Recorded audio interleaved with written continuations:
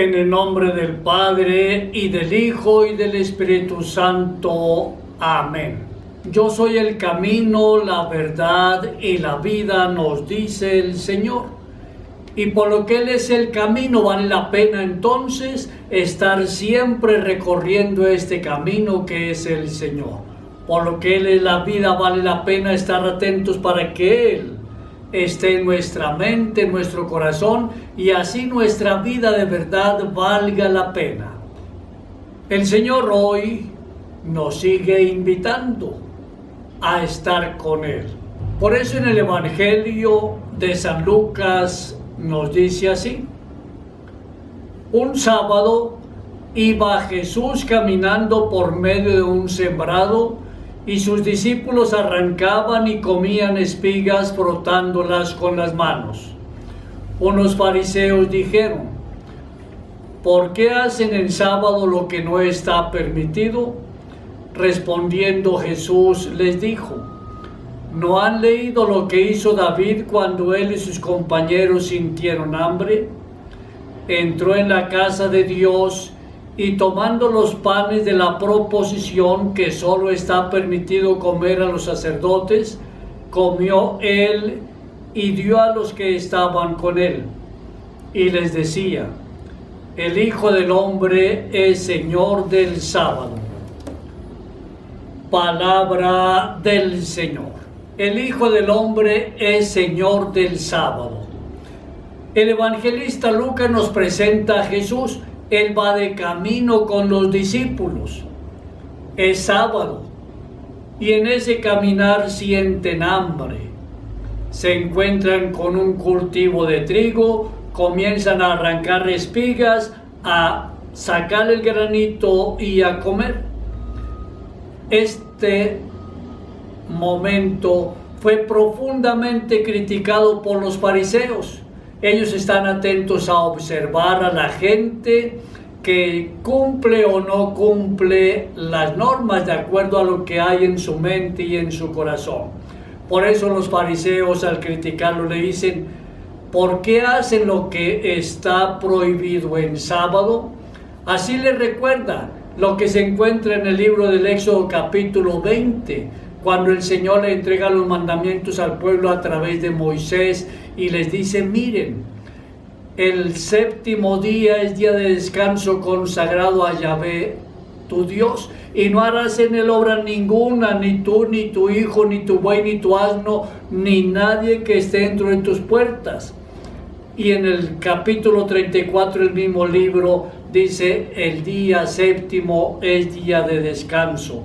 En él entonces no ararán ni recolectarán. Y a partir de este texto, los fariseos entonces acuden a la superstición, interpretando equivocadamente la ley sabática. Cuando escuchamos hoy hablar al Papa Francisco, él nos retrata esta actitud de una manera gráfica y fácil de comprender, cuando el Papa nos habla de los aduaneros de la fe.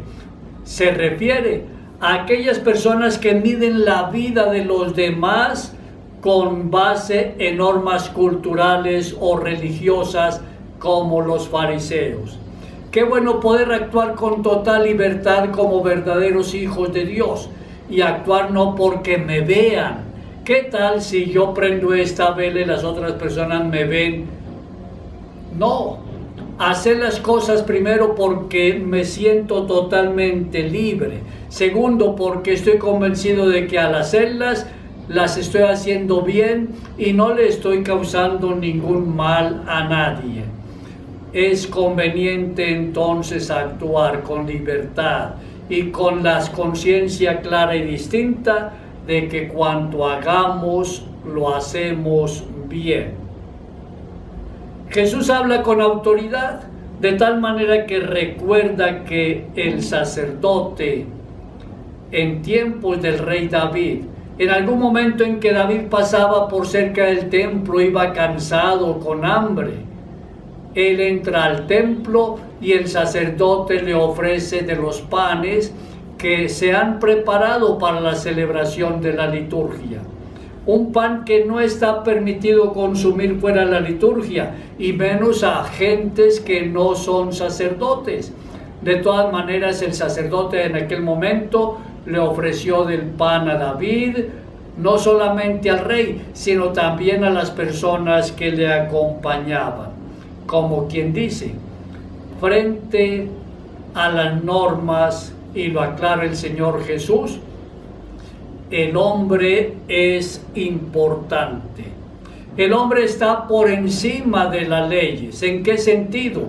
En que las leyes han sido puestas sencillamente para el bien de las personas, para el bien del hombre, para el bien de la humanidad.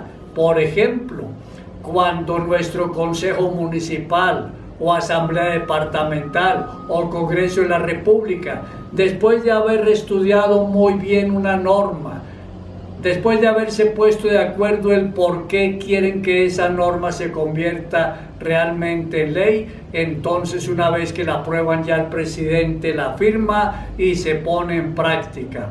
Y esperamos que todas las leyes que estudie entonces el Congreso sean realmente leyes que favorezcan el buen orden en la sociedad, en la nación, y que absolutamente todas las leyes sirvan para el bien del pueblo. Infortunadamente podemos pensar en la presencia, en la existencia de normas jurídicas que en lugar de estar al bien del pueblo, están ahí para el beneficio de unos pocos. Por eso es que también podemos pensar en la banca mundial y sobre todo en este momento de pandemia. Los economistas, la banca mundial, los grandes comerciantes, los dueños del capital, están interesados más en mantener la situación económica, en favorecer la buena marcha de los bancos, en favorecer que la economía se sostenga a una costa del hambre de las mayorías. Qué bueno que la banca mundial, los que tienen en sus manos los destinos económicos del mundo, pensaran en primer lugar en el ser humano, de tal manera que hicieran el esfuerzo sincero y definitivo de lograr que los bienes y los servicios, que los alimentos alcancen para todas las personas. Pero no, aún en estos momentos difíciles vemos como unas pocas personas van acumulando cada día más y más los capitales, los bienes, los servicios, enriqueciéndose ellos, mientras que aumenta la cantidad de gente que necesita sobrevivir. En este momento, en los últimos 5 meses, nos dicen las estadísticas y que leemos en los periódicos, no más en Colombia, más de 4 millones de personas han perdido sus empleos. ¿Cuántos padres de familia en este momento sufren porque no tienen lo suficiente para alimentar a sus hijos, para responder a sus compromisos educativos? En fin, el Hijo del Hombre es Señor del sábado. Por eso el Señor Jesús actúa con total libertad. La interpretación y la práctica fría de la ley no puede paralizar la esencia de la libertad humana. La práctica fría de la ley no puede hacer que la gente sufra de hambre. El rey David va al templo y entonces los sacerdotes que lo ven con hambre, junto con la gente que le acompaña, comprenden que aunque esté el pan dedicado a la liturgia, está primero el hombre que tiene hambre que ese pan que está reservado solamente para el consumo de los sacerdotes. Por eso el Señor no se escandaliza y más bien permite. Es más, yo creo que animó a los apóstoles a que mientras están de camino y pasan por un trigal que está próximo a ser cosechado, pues recojan algunas espigas, las saquen de la plantica y se alimenten. La práctica entonces de la ley, fría, seca, paraliza la libertad. Y no podemos correr el riesgo nosotros de amargarnos la vida practicando pequeñas tradiciones. No. Por ejemplo, pensemos en los momentos de la primera comunión. ¿Cuántas personas se preocupan más porque el niño porte la cinta en el brazo izquierdo o en el brazo derecho? O se preocupan muchísimo más por la fotografía que le van a tomar al niño que por lo esencial del momento, que es permitirle al niño que con profunda alegría y con profunda fe reciba al Señor Jesucristo en el sacramento de la Eucaristía y poderle brindar al niño un momento para que entre en oración y le agradezca al Señor, quien comienza a ser parte de su vida en ese sacramento tan precioso. Pero no, por tradiciones que se van entrando, entonces terminamos pensando que es más importante la fotografía, que es más importante que el niño porte una cinta aquí a que se haya preparado adecuadamente a nivel personal y a nivel familiar para ese encuentro con el Señor en el sacramento.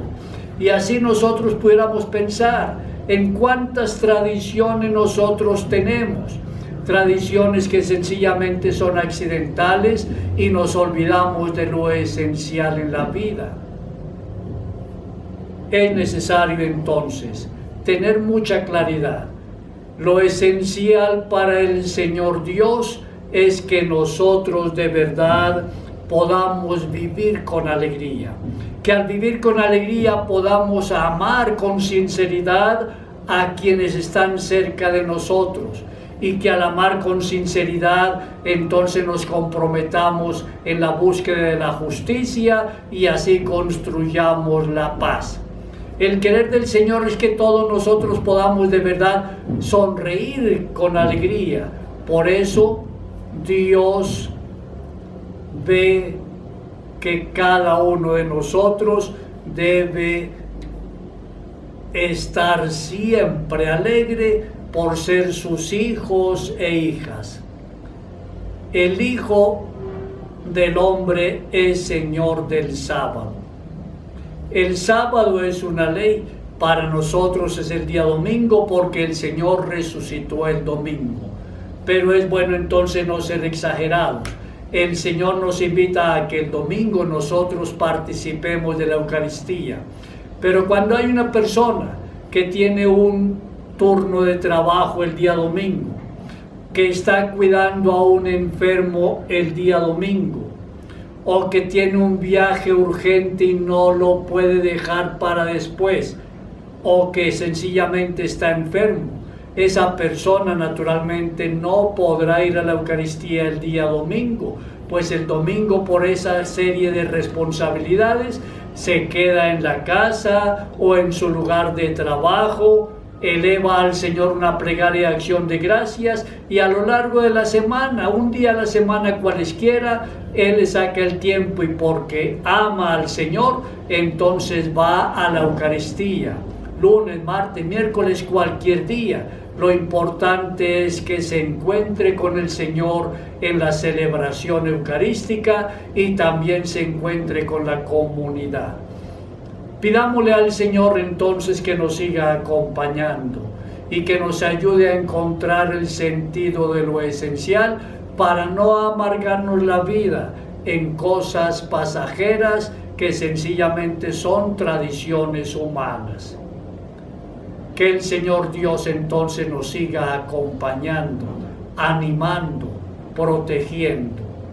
Oremos en este día por tantas personas que no tienen el alimento necesario en sus hogares, por quienes han quedado sin trabajo, para que encuentren de verdad una ubicación laboral y de esa manera en la casa tengan lo suficiente para poder vivir dignamente como hijos e hijas de Dios. Gloria al Padre y al Hijo y al Espíritu Santo, como era en el principio, ahora y siempre, por los siglos de los siglos. Amén.